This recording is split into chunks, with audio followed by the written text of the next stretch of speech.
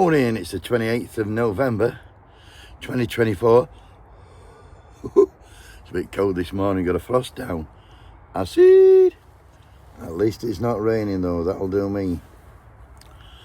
Tonight we're going to be live at 8 o'clock if anybody's extremely bored. Feeling stupid? I know I am. Double Yorker today. We're going to talk about James McMurdock and Kemi Badenoch.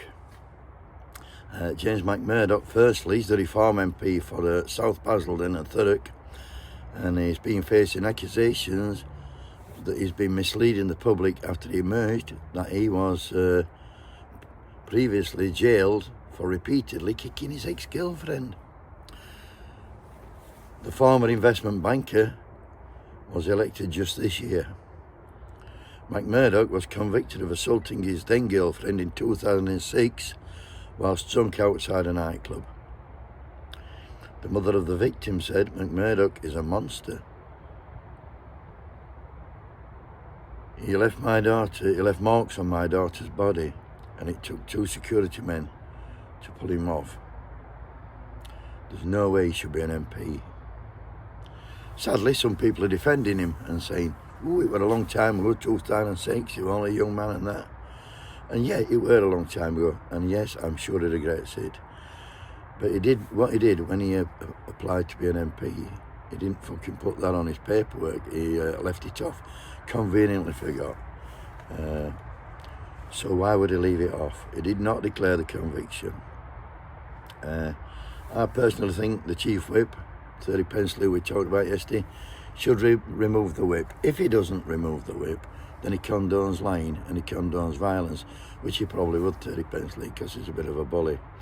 But what I do like about it, while he's still there, it means Reform MPs, 20% of Reform MPs are convicted criminals. What about that? Any other job, I'm sure you won't be allowed a job with a criminal. I can hear Dodgy Dave shouting in the background. Any other job, you won't be allowed to do it, like in nursing or job where you have to have a DBT check and you declare everything. You won't get a job. Certainly shouldn't be an MP, that's what I'm saying. That's the long and short of it. Getting on to Kemi Badenoch, she should have sent up for the fraud that she really is yesterday. I mean, I was out at races, you know, yesterday, and I did back 3 winners by there, come away well in front. I come back, try to catch up on Prime Minister's question time, and that Badenoch, she's fucking useless, isn't she? Anyway, here she were. She should have set up for the fraud that she really is. Just watch this clip. He can show more concern for the 1,100 people who found out yesterday that they could lose their jobs at Vauxhall's plant in Luton. I would remind the Leader of the Opposition that the EV mandates that are an issue in this particular case were actually introduced by the last government.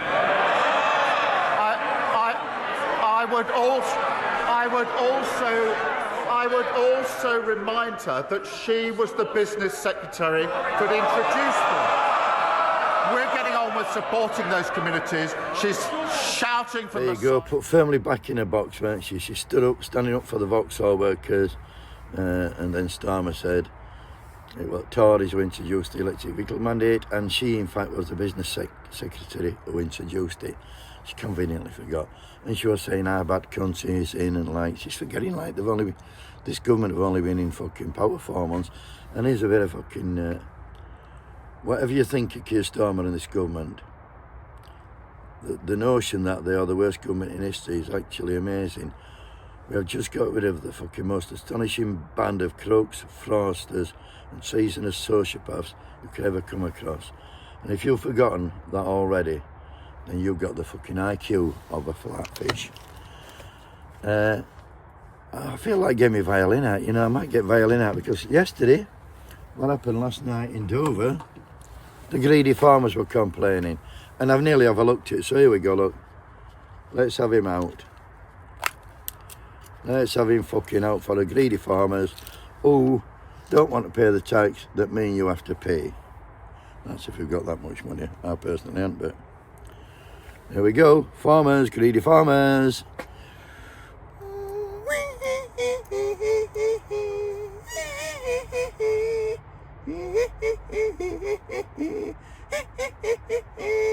God, look at me facing and that. I'm fucking gurning. Yeah, so farmers, get your fucking taxes paid like we all have to. And get back to work, you fuckers. Anyway, like I say, have a great day, buddy. Wrap up warm. Wakey, wakey!